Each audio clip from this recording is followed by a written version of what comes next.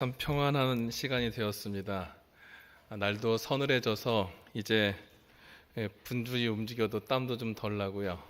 또 이제 저녁이 되는 이렇게 깜깜한 시간에 예배드리게 돼서 또 하루를 정리하고 한 주를 정리하는 시간이 되는 것 같습니다. 바쁜 시간들 속에 여러분들 어떻게 하나님 말씀 가운데 순종하며 하나님의 성령의 은혜 가운데 거하셨습니까? 한 주 동안에 받았던 은혜를 이 교회 안에서 성도들과 함께 나누며 우리 하나님이 함께 하시는 또 새로운 경험을 하시기 바랍니다. 지난 7월 25일부터 시작하여 이제 오늘까지 딱 한 달 동안 저에게 주어진 시간을 통해서 성숙한 그리스도인이란 제목을 가지고 고린도후서에 있는 말씀을 본문으로 해서 말씀을 좀 공부했습니다. 그래서 오늘 저는 이제 그 마지막 시간으로 나의 건의와 소신이란 제목으로 말씀을 좀 함께 나누도록 하겠습니다. 고린도후서 10장 1절부터 12장 13절까지 있는 말씀을 본문으로 선택했습니다. 그 중에 몇 말씀 우리 함께 화면을 보고 함께 교독하겠습니다. 제가 흰 글씨를 읽고요, 성도님들께서 노란 글씨를 읽어주시면 감사하겠습니다. 우리가 육신으로 행하나 육신에 따라 싸우지 아니하노니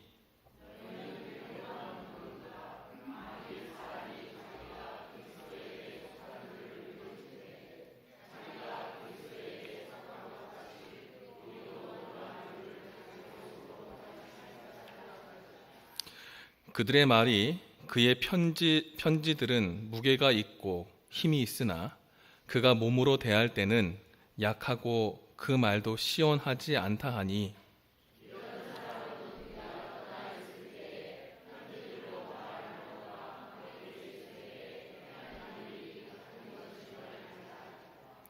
자랑하는 자는 주 안에서 자랑할지니라.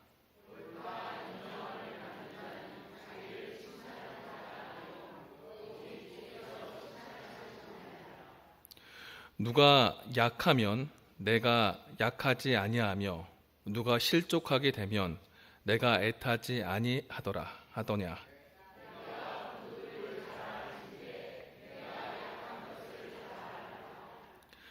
내가 이런 사람을 위하여 자랑하겠으나 나를 위하여는 약한 것들 외에 자랑하지 아니하리라.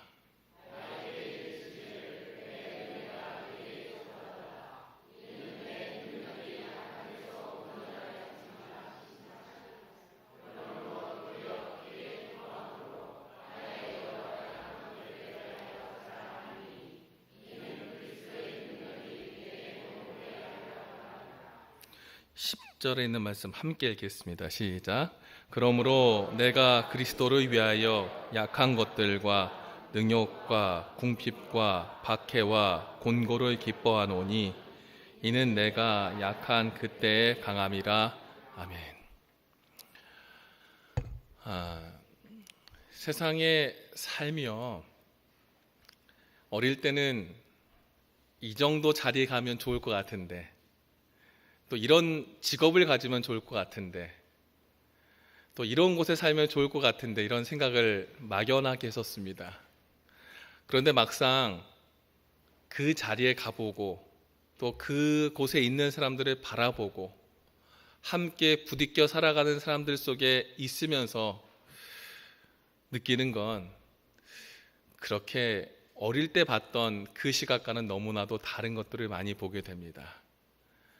그리고 내가 살아가는 세상, 내가 속한 사회, 우리 인간들이 살아가는 삶의 모습이 그렇게 썩 좋아 보이지는 않았던 것이 어른이 되어서 또 조금 아이를 키워가고 이제 한 해 한 해 나이를 이렇게 먹어가면서 느끼는 세상의 모습이 점점 그렇게 썩 좋지 않다는 거 많이 보게 됩니다. 인간의 사회가 그런 이유는 실은 그 사회를 구성하는 한 사람 한 사람의 마음가짐이나 모습이 그렇기 때문일 겁니다. 실제로 우리가 이 땅에 살아가지만 우리는 어디를 목표로 살아간다고 하지요? 저 하늘을 목표로 살아간다고 합니다. 하늘을 바라보지만 우리 눈에 보이는 건 저 하늘이 아니라 무엇이에요? 이 땅에 서로 이기기 위해서 살아가는 세상 속에 버려진 내 자신의 모습을 봅니다. 이전에 읽었던 책 중에 이 루시퍼 이펙트라는 책이 있습니다. 제목이 흥미로워서 책을 사서 보게 되었었습니다. 이것은 군중 심리를 통해서 사람들이 얼마나 악해질 수 있느냐에 대한 것을 기록한 책입니다. 인간의 악에 대한 부분들을 이야기하면서 몇 학자들의 이야기들을 예를 듭니다. 첫 번째는 이 벤두라라고 하는 이 학자의 실험을 통해서 도덕성 이탈 이론에 대해서 이야기합니다. 물론 요 사진과 좀 달라요.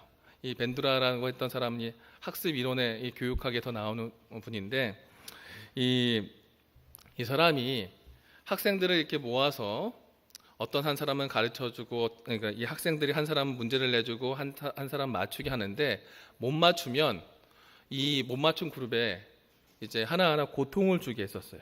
그래서 1번부터 10번까지 버튼을 누르면 거기에 충격이 가게 하는 장치에 놓고 실험을 했었어요.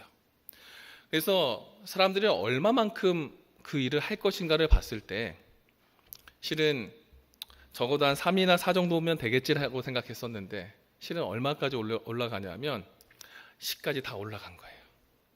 그러니까 처음에는 맞히게 하기 위해서 부적 강화, 그 자극을 통해서 맞추게 하려고 했지만 나중에는 그 사람이 그 행동 자체가 뭐예요? 그저 즐거워진 거예요. 여기 있는 이 사람은, 여기 있는 이 사진은 한 오뚜기 인형 같은 걸 놓고 아이들이 그 인형을 어떻게 대하는지를 봤던 그 이제 실험이었어요. 이 인형이 이 소년의 형상일수록 아이들은 더 강하게 반응했고요. 약해 보일수록 더 강하게 반응하면서 사람이 갖고 있는 폭력성에 대한 것을 이 벤두라라고 하는 사람이 밝혀냅니다. 그리고 또 하나의 내용은 밀그램이라는 사람의 복종 패러다임 실험을 이 책에서 또 이야기합니다. 실험자와 교사와 학생 이렇게 사람들이 서 있습니다. 그리고 문제를 내주고 맞추는데 여기서는 1번부터 30번까지 전기 충격기를 연결을 해요. 그래서 교사의 역할을 하는 사람에게 한 3, 4번 정도의 전기 충격을 미리 맛보게 해요. 짜릿하다. 1, 2볼트부터 시작해서 여러분들 혹시 9볼트 네모난 건전지 어릴 때 혀에 대본 적 있으신가요? 많이 저희 되게 했거든요. 그렇게 놀았었어요. 정말 막 정신이 화짝 들죠. 그러니까 그 정도의 자극이 딱 오는 게 한 3, 4번 정도였어요. 그렇게 느끼게 하고 각각 룸에 들어가게 하고 이제 문제를 맞추는데 문제는 이 실험자가 문제를 맞추지 못하면 이제 학생이 문제를 맞추지 못하면 계속적으로 자극을 줘서 더 맞추게 하는 거예요. 그래서 하나의 짝을 딱 내면 거기에 대한 짝을 맞추는 거예요. 그렇게 그 실험하는 그 과정에서 놀라운 결과가 있었어요.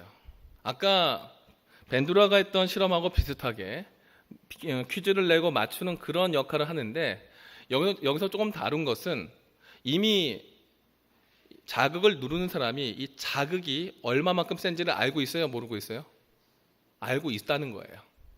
얼마나 센지 알고 있고 그리고 실제로 이 실험은 학생이나 실험자가 다 연출한 거예요. 그러니까 이 선생님 역할하는 사람은 막 눌러대지만 실제로 이쪽에서 당하는 사람은 안 아프지만 아픈 척을 하는데 얼마만큼 누를 수 있는가를 봤을 때 전체 인원의 3분의 2가 30번까지 눌렀어요. 30번이면 몇 볼트냐면 그때 설명을 450볼트라고 설명을 했어요. 그러니까 사람이 처음에는 가르쳐주고 해보려고 하지만 나중에는 그것이 목적이 되지 않고 어떻게 해요? 끝까지 그 사람을 괴롭히는 것에 흥미를 느낀다는 거예요. 그리고 스탠포드 감옥에서 이제 스탠포드 대학 안에서 감옥을 이렇게 연출해서 필립 짐바르도 박사가 사람들을 모집해서 간수와 죄수의 역할을 사람들에게 맡깁니다. 그리고 거기에 들어가서 각각의 감옥 생활을 연출한 대본대로 하게 합니다. 물론 이 사람들은 다 똑같은 학생이었고요. 아무도 전과를 갖고 있지 않았고요. 평등한 사람인데 그 역할에 딱 들어가서 그 일을 하면서 이 사람들이 이제 얼마만큼 이 생활에 빨리 적응하고 어떤 식으로 여기에 적응하면서 그들의 심리가 바뀌어가는지를 보려고 했었어요. 그런데 실은 이 실험은 예상하고 예측한 대로 다 하지 못했습니다. 실험은 불과 며칠 만에 종료되고 말았는데 학생들이 엄청난 정신적인 후유증을 앓게 됩니다. 이틀 만에 폭동이 발생합니다. 간수는 죄수들을 안 잔다고 패고 죄수들은 난리를 치고 가다 놓고 하는 그 과정 속에 실제 똑같은 사람이지만 입은 옷과 부여진 자격에 따라서 사람들이 너무나도 달라지는 모습들을 보게 되고요. 3일 만에 교도소의 안전이 심각하게 위협을 받고 4일 만에 감옥은 통제 불능 아비규환의 상태로 빠져버리고 5일째는 성적 학대가 감옥 안에서 발생합니다.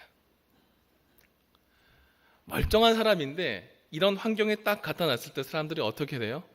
확 바뀌어지는 거예요. 이 책 안에서 이제 주는 몇 가지 초점들이 있어요. 그것은 모든 사람은 그 마음속에 갖고 있는 이기심, 그리고 서로의 다름을 인정하지 못하고 내가 먼저고 최선이라고 하는 생각이 내재되어 있고 이걸 따라오지 않을 땐 그렇게 만들기 위해서 움직이는 사람의 모습이 있다는 거예요. 또 하나 사람은 선과 악의 양면석이 있다는 거예요. 예를 들면 이런 거죠. 왕따를 당해본 아이가 어떻게 합니까? 왕따를 시키는데 더 잘합니다. 내가 피해자의 입장에 있었던 사람이 어떤 일에 뭐가 돼요? 가해자가 된다는 거예요. 이런 인간의 심리의 모습들 속에서 인간이 얼마나 악한 사람인가에 대해서, 존재인가에 대해서 이야기합니다. 결국 우리가 살아가는 사회는 서로 연결되고 영향을 주고받고 행복하고 단란하게 살고 싶은 것이 인간의 꿈이지만 막상 우리가 사는 삶의 현장에 들어와서 바라보면 그 모습은 서로가 서로를 잡아먹고 나와 똑같지 않으면 나하고 똑같이 만들기 위해서 사회가 갖고 있는 그 가치관을 강제로 주입하면서 그런 악한 모습을 물들여가는 것이 어쩌면 우리의 사회의 모습이 아닐까 생각해 봤습니다. 이런 우리의 삶 속에 그래도 우리의 가치와 우리가 갖고 있는 믿음에 대해서 먼저 다가오셔서 우리를 맞아주신 분이 계신데 그분이 누구시냐면 예수님이에요. 결국 우리가 이 땅에 살아가는, 발붙이고 살아가는 이 세상은 근본 자체가 너무나 죄에 물들어서 내가 아니면 안 되고 나와 같게 만들기 위해서 끊임없이 누군가를 괴롭히는 악한 심리를 갖고 있는 사람들이 존재하고, 그런 사람들이 결국 누구를 받아들여서요? 예수님을 개인의 구주로 받아들여서 예수님과 같은 모습으로 바뀌어 가고 있는 그런 곳이 그 중간에 있는 교회입니다. 결국 성도들은 이런 세상 속에 속해서 살아가지만 그들의 삶은 세상 속에서 똑같이 없어져 가는 사람들이 아니고 구별될 듯 안 될 듯 보이는 사람이 아니라 세상 속에서 그들을 이끌고 그들을 변화시킬 수 있는 분명한 사람이 되어야 한다는 것이에요. 바울은 바로 그 모습을 우리에게 고린도 후서에 있는 말씀을 통해서 말씀합니다. 세상 속에서 사회화가 된 사람들에게, 너무나 세속적으로 바뀐 그 고린도 교회 성도들에게 이제 하늘 시민의 방향과 삶을 가르친 그 바울은 고린도 전서를 통해서 세상 속에서 겪는 그리스도인의 삶의 갈등을 어떻게 조화롭게 만들어 갈 것인지를 분명히 권면합니다. 그리고 이제 고린도 후서를 통해서 그런 그리스도인들이 그들의 삶을 통해서 진정한 하나님의 능력으로 세상에 나타나기 위해서 성도의 삶은 그리스도의 향기로, 그리스도의 편지로 혹은 그릇으로 은유되어 표현되면서 성도의 하늘 시민의 대표성을 가진 그 모습으로 서로 갖고 있는 것을 나눠 도우면서 서로 돌보는 삶으로부터 교회가 실천하고, 그 실천한 것이 우리 교회뿐 아니라 다른 교회, 예루살렘 교회까지 함께 돕기 위한 연금을 걷게 하며 성도들의 삶이 내면적인 하늘에 대한 가치를 외형적 변화의 모습으로 한 단계 업그레이드 하기를 그는 그의 책을 통해, 편지를 통해서 권면하는 것입니다. 그래서 우리는 오늘 진짜 우리가 성도로서 어떤 모습을 갖춰야 될지, 이런 세상 속에, 이렇게 악한 사람들의 마음 속에 우리는 어떤 마음을 가지고 주님 앞에 서야 할지를 생각해 보도록 하겠습니다. 우리는 이런 세상 속에 속해 있지만 세상을 이끄는 사람이 되어야 합니다. 그런 바울은 성도들에게 우리가 이 땅에서 살아가는 모습은 육신을 통해서 나타나지만 우리는 육신을 따라서 행하지 않고 무엇을 통해서요? 하나님의 능력으로, 하나님의 성령께서 이끄신 대로, 기도하고 하나님의 말씀에 감동받은 대로 우리의 삶을 살아갈 때 세상 속에 살아가지만 세상을 이길 수 있는 영향력 가운데 있는 사람으로 바뀔 수 있음을 이야기합니다. 성도의 삶이 얼마나 많이 가졌느냐, 혹은 어떤 일을 했느냐보다 그들의 삶의 현장과 모습 속에 그 삶이 말씀에 감동되고 하나님의 성령의 인도하시는 대로 살아간다면 저 멀리 떨어진 고린도와 에베소 사이에 그들의 소식이 거리상 멀지만 얼마나 가깝게 따뜻하게 들리는지 모릅니다. 그래서 바울은 이제 이 자신을 보고 싶어하는 성도들에게 헌금에 대한 호소를 한 뒤에 그들이 이제 삶을 통해서 성도로서 갖춰야 할 역량이 무엇인지에 대해서 몇 가지 좀 설명합니다. 그 하나는 내면에서부터 진정으로 예수님과 일치해야 된다는 거예요. 겉모습만 교인의 모습으로 만들어가는 게 아니라는 거예요. 일반적인 사람들은 너희는 외모만 보는도다. 겉모습 보고 신앙 잘하네. 믿음 생활 좋네. 교회 열심히 다니네. 물론 중요하지요. 그런데 속에 중심이, 그 근본이 하나님을 위한 것이냐, 보이기 위한 것이냐를 뭐 하고 있어요? 중요하게 찝어주고 있어요. 여러분들 오늘 교회 나올 때 정말 하나님을 만나기 위한 마음으로 왔는지, 아니면 시간 되어서 습관적으로 왔는지 한번 생각해 보세요. 그런 어떤 형태들 속에 담겨있는 정말 예수님을 만나고 싶어하는 마음이 얼마나 있었는지 생각해 보세요. 내면에서부터 진정으로 예수님과 일치되고 그 안에서 준비된 삶이 뭐예요? 바로 성도의 모습이라는 거예요. 그래서 그런 사람들이 누구에게 복종한다고요? 예수 그리스도께 복종한다는 거예요. 그들의 생각과 그들의 사상이 누구와 일치하면? 예수 그리스도와 일치하면 그들의 말과 그들의 행동이 예수 그리스도와 일치하게 나타난다는 거죠. 안에서부터 바뀌지 않으면 겉은 오래가지 못하고 나타나지 않는다는 거예요. 결국 그 모습이 그리스도의 사랑과 은혜로운 사연을 통해서 바뀐다는 겁니다. 그래서 바울은 이런 내적 신념이 겉으로 나타날 때 진짜 그 삶과 일치해야 된다고 설명해요. 행하는 것이 믿는 것과 다른 것이다, 같은 것이다? 같은 것이다. 우리가 아직 하나님 말씀을 믿고 기도하면서도 밖에 나가서 어떠한 상황이 펼쳐질 때 욕하고 화내고 덤비면 우리 안에 아직 누가 없는 거예요? 예수님이 없는 거예요. 어떠한 상황 속에 내가 지고 밀릴 때 분해하는 것보다 그런 것에 별 큰 영향 받지 않고 이겨낼 수 있다면 우리는 아직 이제부터는 예수님을 닮아가는 겁니다. 겉의 모습이 예수께서 사셨던 그 모습으로 같이 하나하나 변화되는 그 과정, 그런 모습이 될 때, 겉과 속이 일치될 때, 그것이 바로 하나님께서 성도가 갖춰야 할 역량으로 가르쳐주는 거예요.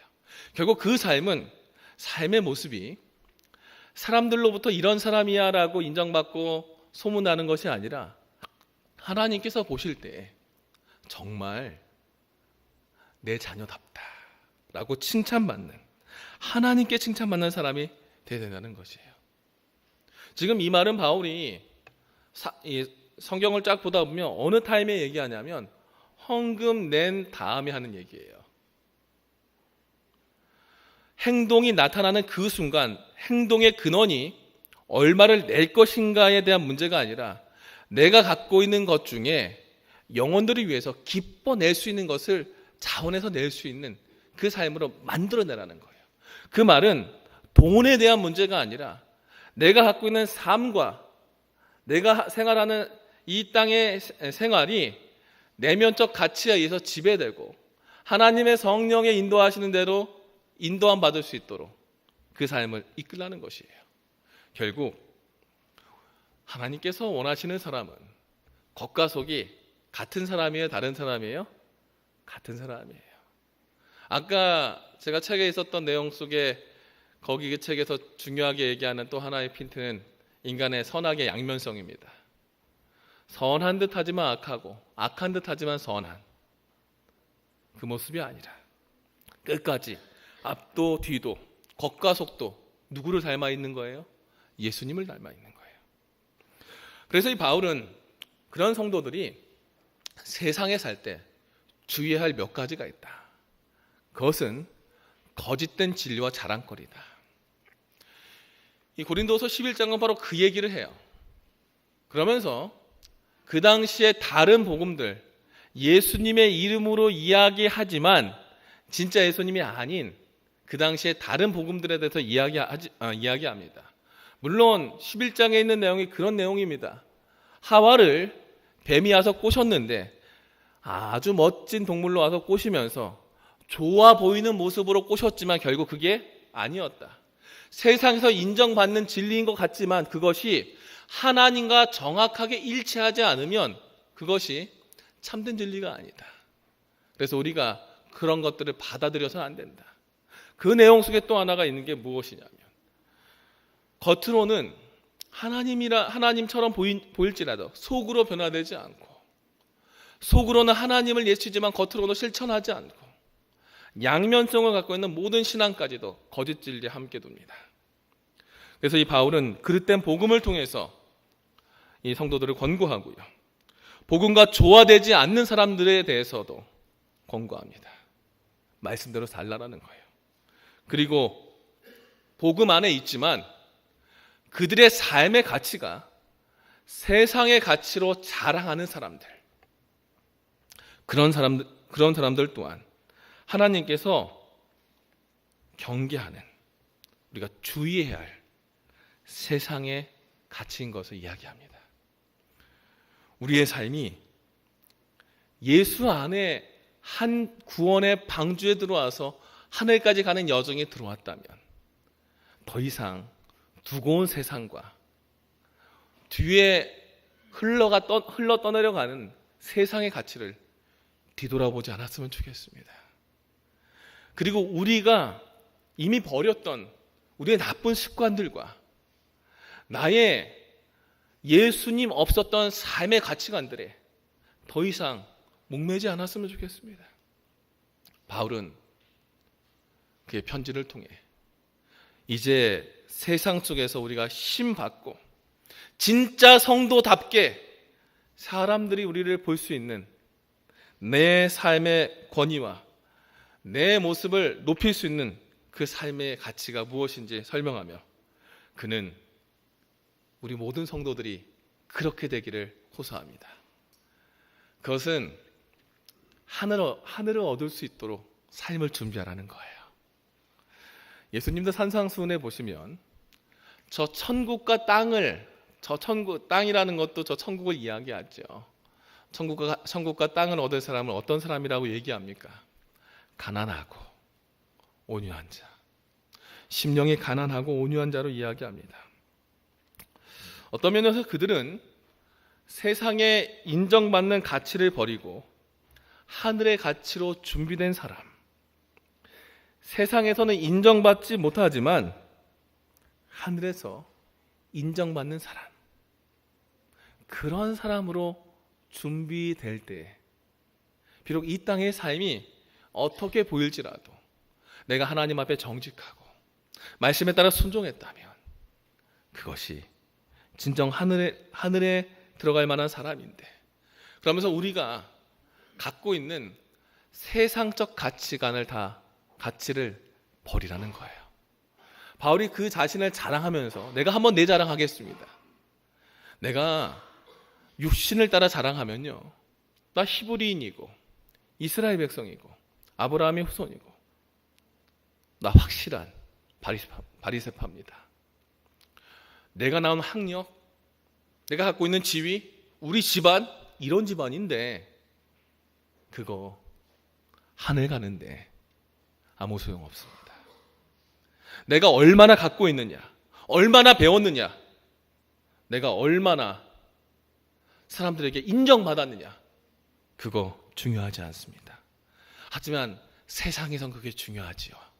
그래야지 나를 알아주고 내가 먹고 살 수 있고 내가 그 안에서 얻는 기쁨이 크지요. 하지만 하나님은 그거 중요하게 여기지 않습니다.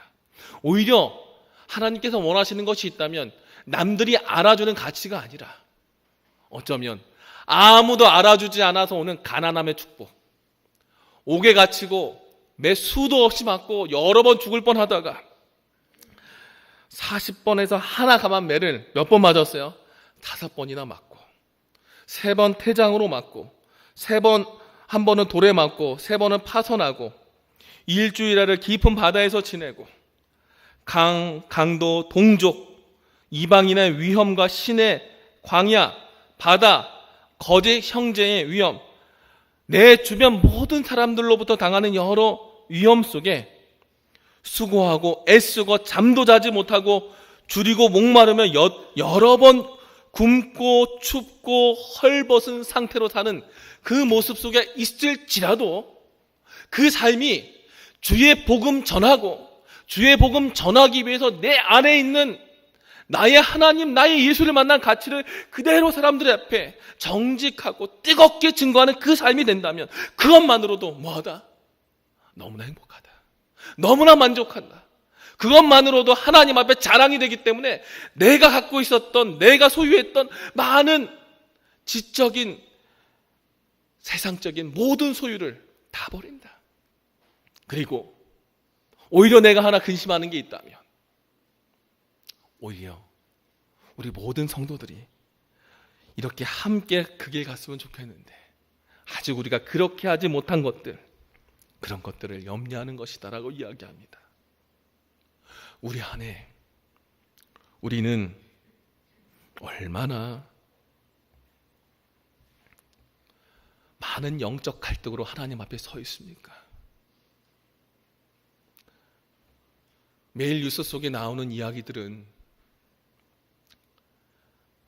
한쪽에선 진상규명에 대한 이야기를 터뜨리고요, 한쪽에서는 재판에 대한 얘기를 터뜨리면서 끊임없이 한 하늘 가족조차도 좌우로 양끝으로 몰고 가는 모습을 봅니다. 세상에 무엇이 옳고 그른지를 이야기하는 거 중요한 거죠.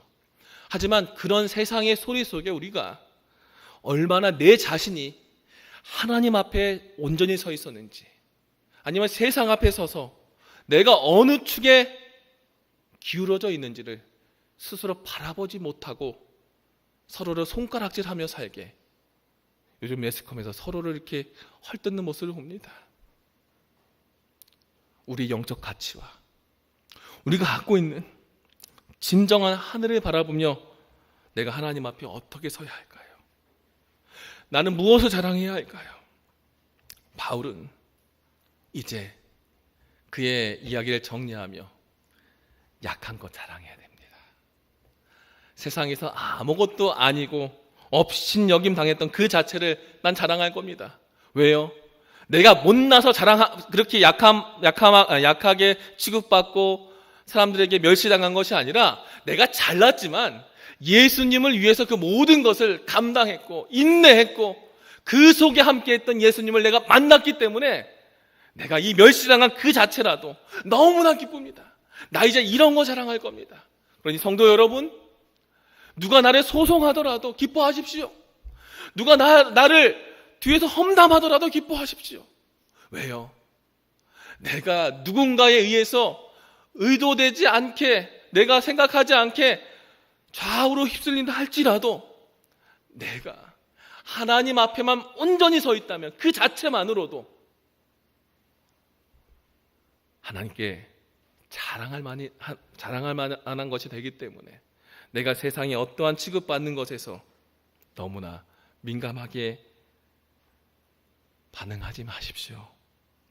그러면서 예수님은 천국을 얻을 자들을 이렇게 얘기하죠. 애통하고 긍휼히 여기고 의를 위하여 박해받는 자들, 약한 모습의 사람들, 아무것도 없는 그 사람들, 이들은 아무것도 없는 사람이 아닙니다. 이미 모든 거 있고 충분히 누릴 수 있지만 누구 때문에요? 예수님 때문에. 예수님 때문에 모든 것 내려놓은 사람들입니다. 없어서 머리 숙이면 굴종이지만 있는 사람이 머리 숙이면 겸손입니다. 바울은 그가 섬겼던 고린도 교회 성도들이 굴종하는 사람이 아니라 이런 겸손한 사람임을 역설합니다. 여러분, 가난해지십시오. 여러분, 약해지십시오. 여러분, 좀 바보 취급 당하십시오. 그들이 바보였기 때문에, 없기 때문이 아니라 그들이 이미 모든 것을 얻은 사람이고 그들의 생활 수준조차 세상에서 인정받을 만했기 때문에 이제 그들의 가치를 버리라는 것입니다. 그리고 진정으로 자랑할 약함의 가치를 가지라는 것이에요. 바울의 고백은 약한 것들 외에 자랑하지 않겠다고 했습니다. 왜냐하면 약한 그곳에 내 은혜가 족하고 약한 그곳에 내 능력이 온전하여지고 약한 그곳에 그리스도의 능력이 함께 머무는 곳이기에 주님은 내가 약한 그곳에 함께 하시기에 이제 그리스도를 위해서 내 모든 것 내려놓고 능욕과 궁핍과 박해와 곤고를 기쁘게 받으라는 겁니다.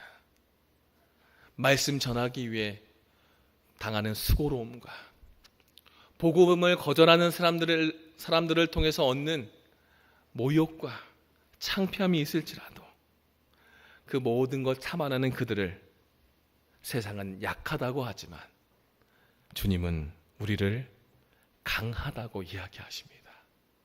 내가 약한 그때의 강함이라. 아무것도 할 수 없어서가 아니라 모든 것을 할 수 있지만 주님을 위해서 겸손하게 내 모든 것을 내려놓고 손 벌리고 채워달라는 그 고백, 바로 그것이 그리스도인들의 삶의 흔적이 되어야 합니다. 예수님을 만나기 위해 저 하늘 가기 위해 준비하는 재림 성도의 삶이 바로 오늘 매 순간순간 약해지고 무릎 꿇는 하늘을 바라보는 그 삶이 되어야 함을 기억하시기 바랍니다. 바울은 그의 복음을 전하는 그 모습을 주의 선지자를 통해서 이렇게 기록하게 했습니다. 오늘날 하나님의 말씀을 가르치는 사람들이 그리스도의 십자가를 더 높이 지켜든다면 그들의 봉사는 훨씬 더 성공적일 것이다. 왜냐하면 바울은 그 삶에 십자가에 달리신 예수님만이 높여지도록 철저하게 자신을 가렸습니다. 그것만이 나의 자랑이 되도록 했습니다. 죄인들로 열렬히 십자가를 바라보도록 인도한다면, 그리고 그들이 십자가에 못 박히신 구주를 충분히 바라볼 수 있다면 그들은 하나님의 동정과 죄의 흉악함의 깊이를 깨닫게 될 것이다. 주께서 가르쳐 주신 것이 있다면 바로 그 십자가입니다. 내가 자랑하고 내가 잘난 그 모습이 아니라 그 십자가가 드러나고 그 십자가에서 나타나는 하나님의 사랑이 이 세상의 모든 가치 위에 사람들에게 보여질 때에 나와 나를 만난 사람들의 생각이 바뀔 겁니다. 그 생각이 바뀐 사람들의 삶의 의지가 바뀔 겁니다. 그 생각과 의지가 바뀐 사람들의 행동이 변할 것이고, 행동이 바뀐 사람들의 목적이 바뀔 겁니다. 그리고 그 삶은 내 자리 챙기고 내 소유 챙겼던 삶에서 이제 함께 나누고 좀 더 나눠주기 위한 헌신의 삶으로 바뀔 겁니다. 그리고 그 삶은 그 삶의 흔적 하나하나가 젖어있는 성도들의 삶이 묻어진 그곳에 은혜로 그 삶이 모두 평안히 묻어질 것입니다. 교회는 나오지만, 교회 안에 있지만 이 사랑과 은혜의 십자가를 모르고 있는 그 사람이 너무 많습니다. 우리 안에 이제 그 십자가를 다시 드러내기 위해 서로 손잡아주는 사람이 되었으면 좋겠습니다. 그리고 그 서로 잡아준 그 손을 가지고 예수께서 오실 때 함께 그 은혜의 손을 잡고 저 하늘까지 갔으면 좋겠습니다. 고린도 교회 성도의 삶은 나누는 삶도 아니었고요, 헌신의 삶도 아니었습니다. 하지만 그들의 삶 속에 부족했지만 조금씩 들려왔던 하나님의 음성에, 하나님의 종의 작은 권면에 그들이 반응하기 시작하며 나눔과 헌신의 삶으로 사랑과 은혜가 가득한 재림 성도의 삶을 그들이 이 땅에서 만들었습니다. 우리 교문육교회 성도들의 삶이 그런 삶이 되기를 간절히 바랍니다. 영원한 하늘에 함께 가서 함께 우리 가진 은혜를 나누고 또 우리가 갖고 있는 많은 소유와 시간을 나눠서 서로에게 힘이 되어 예수의 재림 때에 함께 저 하늘에서 만나기 바라며 말씀을 마치겠습니다.